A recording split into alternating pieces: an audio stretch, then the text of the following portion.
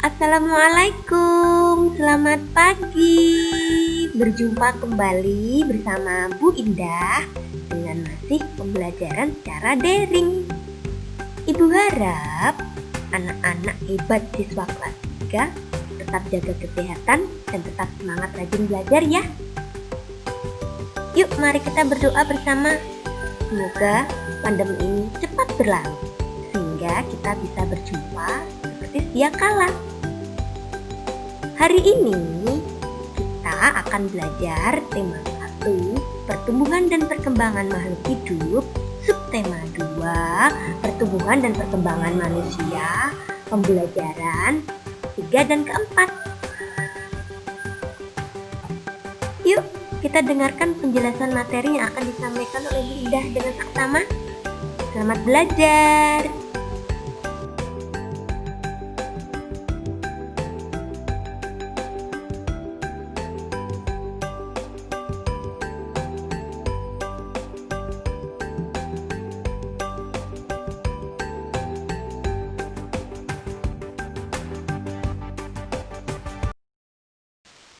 Hari ini kita akan mempelajari 4 pembelajaran, yaitu yang pertama, menari dengan gerakan kuat dan lemah pada tangan diiringi lagu. Yang kedua, pengaruh makanan dalam proses pertumbuhan dan perkembangan. Yang ketiga, penjumlahan dengan teknik menyimpan pada soal cerita. Dan yang terakhir, yaitu menghargai perbedaan. Pada pembelajaran sebelumnya, kalian sudah belajar tentang gerakan kuat dan lemah pada tangan. Saat melakukan gerakan dapat diiringi dengan lagu. Menari diiringi lagu membuat bersemangat untuk menari. Yuk kita coba mempraktekkan gerangan tersebut sambil bernyanyi lagu tepuk tangan. Tangan kanan, tangan kiri mempunyai jari.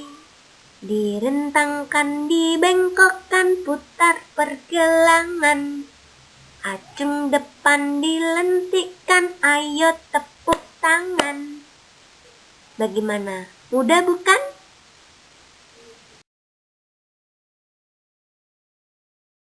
Bagaimana perasaanmu saat menari tadi? Dapatkah kamu mengikuti semua gerakan sesuai contoh yang Ibu berikan? Untuk dapat menari dengan baik, kamu perlu banyak berlatih. Menjaga pola makan juga penting agar badan tetap sehat. Dengan badan yang sehat, kamu dapat melakukan gerakan tari dengan baik. Makanan sangat berpengaruh terhadap pertumbuhan dan perkembangan manusia. Makanan yang penting untuk pertumbuhan dan perkembangan adalah makanan yang menyehatkan dan bergizi. Apakah kamu tahu apa itu makanan bergizi? Makanan bergizi adalah makanan yang mengandung zat-zat yang diperlukan tubuh untuk tumbuh dan berkembang. Kandungan makanan sehat dan bergizi antara lain: yang pertama, karbohidrat; yang kedua, protein; ketiga, lemak; keempat, vitamin; kelima, mineral; dan yang terakhir, air. Makanan sehat dan bergizi terdapat pada menu makanan 4 sehat 5 sempurna. Makanan 4 sehat 5 sempurna dapat kalian lihat pada gambar di samping.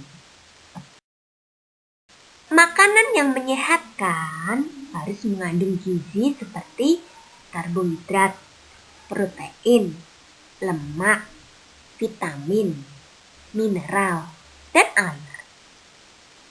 Karbohidrat berfungsi sebagai sumber energi. Karbohidrat terdapat pada makanan pokok, misalnya nasi, kentang, jagung, roti, ubi, dan sagu. Protein berfungsi sebagai zat pembangun tubuh dan pengganti sel-sel yang rusak.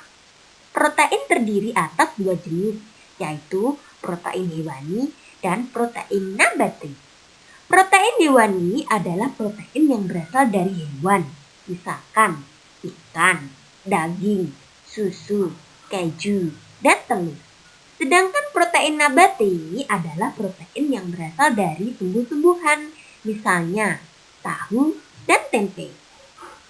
Sedangkan zat lemak berfungsi sebagai cadangan makanan dan yang mengandung lemak dapat bisa kita temukan di dalam lauk pauk, yaitu misalnya daging. Sedangkan untuk vitamin dan mineral berfungsi untuk menjaga kesehatan tubuh agar tidak mudah terserang penyakit.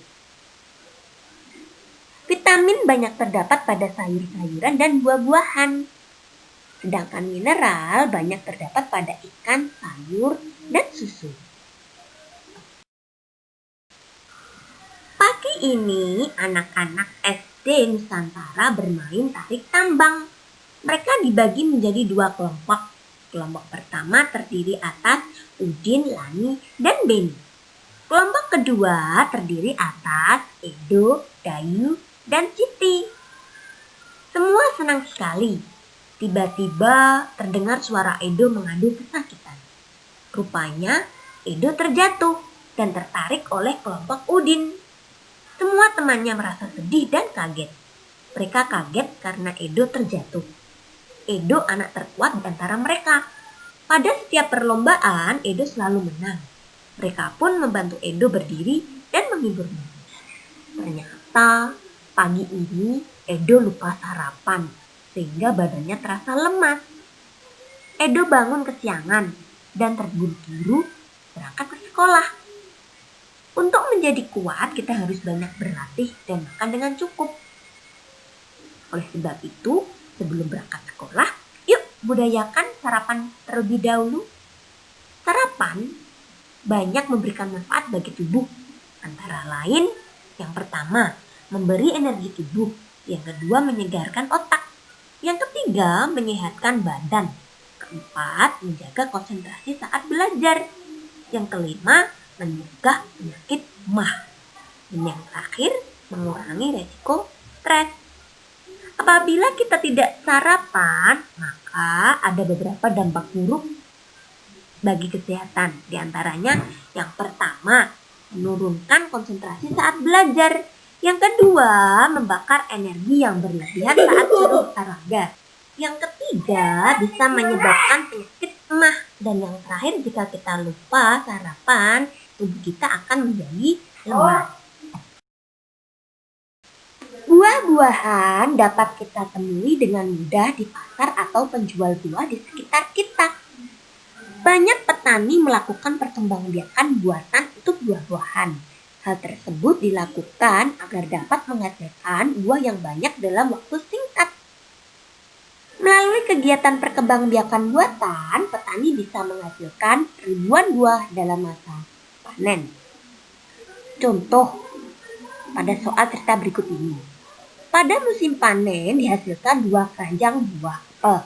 Keranjang pertama berisi 1.750 buah apel. Sedangkan keranjang kedua berisi 1.850 buah apel. Berapa jumlah buah apel dalam 2 keranjang tersebut?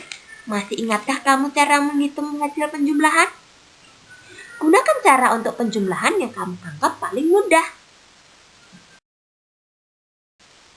Untuk menyelesaikan permasalahan pada soal cerita tersebut, pertama-tama kita menuliskan berapa banyak buah apel yang terdapat pada masing-masing keranjang.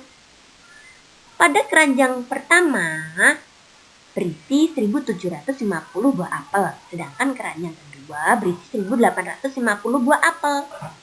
Kemudian kita menjumlahkan kedua jumlah buah apel di dalam 2 keranjang tersebut dengan cara meletakkan posisi sesuai nilai tempatnya. Yang pertama, kita jumlahkan terlebih dahulu bilangan yang menempati tempat satuan, yaitu 0 ditambah 0 sama dengan 0. Sedangkan untuk selanjutnya, kita bisa menjumlahkan bilangan yang menempati tempat puluhan, yaitu 5 ditambah 5 hasilnya 10. 5 ditambah 5. Untuk penjumlahan bilangan yang menempati tempat puluhan hasilnya 10 tadi, kita tulis angka 0, yang kemudian yang 1 kita tulis sebagai simpanan. Kemudian selanjutnya yaitu kita menjumlahkan bilangan yang menempati tempat ratusan, di mana 7 ditambah 8 hasilnya 15. Jangan lupa simpanannya dijumlahkan sekalian, yaitu hasilnya menjadi 16. Kita tulis angka 6 di dalam hasil penjumlahan bilangan yang menempati tempat ratusan. Yang satu kita simpan, kita taruh di bilangan yang menempati tempat ribuan. Untuk bilangan yang menempati tempat ribuan kita jumlahkan, yaitu 1 ditambah 1. Tapi jangan lupa simpanannya juga dijumlahkan, yaitu hasilnya menjadi 3. Jadi jumlah buah apel dalam 2 keranjang sebanyak 3.600. Mudah bukan? Perhatikanlah gambar berikut ini. Berdasarkan gambar tersebut, kita bisa melihat bahwa Siti, Dayu, Lani, Udin, Edo, dan Beni memiliki makanan kesukaan yang berbeda-beda. Siti suka sayur bayam, Dayu lebih suka wortel. Sedangkan Lani suka ikan, Udin lebih suka daging. Edo suka kentang, akan tetapi Beni lebih suka roti. Kesemua makanan tersebut merupakan makanan sehat, akan tetapi mereka mempunyai kegemaran makanan yang berbeda-beda. Tetapi mereka saling menghargai makanan kesukaan masing-masing. Kita tentu pernah menemukan perbedaan dalam kehidupan sehari-hari. Contohnya perbedaan kebiasaan, perbedaan makanan kesukaan, dan perbedaan kegemaran. Perbedaan dapat kita temui di mana saja, misalnya di rumah dan di sekolah. Dalam perbedaan tersebut, kita harus menerapkan sikap menghargai. Sikap menghargai dalam perbedaan merupakan sikap terpuji. Adapun manfaat sikap menghargai dalam perbedaan antara lain, yang pertama, menciptakan hidup nyaman, aman, dan damai. Yang kedua, memupuk rasa kebersamaan. Yang ketiga, memupuk kerukunan. Dan yang terakhir yaitu memupuk rasa persatuan dan kesatuan. Menghargai perbedaan merupakan pengamalan sila kedua Pancasila. Masih ingatkah kalian bunyi sila kedua Pancasila? Ya, benar. Bunyi sila kedua Pancasila yaitu kemanusiaan yang adil dan beradab. Demikianlah video pembelajaran untuk hari ini. Semoga bermanfaat. Sampai berjumpa lagi di video pembelajaran berikutnya. Tetap semangat dan tetap jaga kesehatan ya. Sampai jumpa.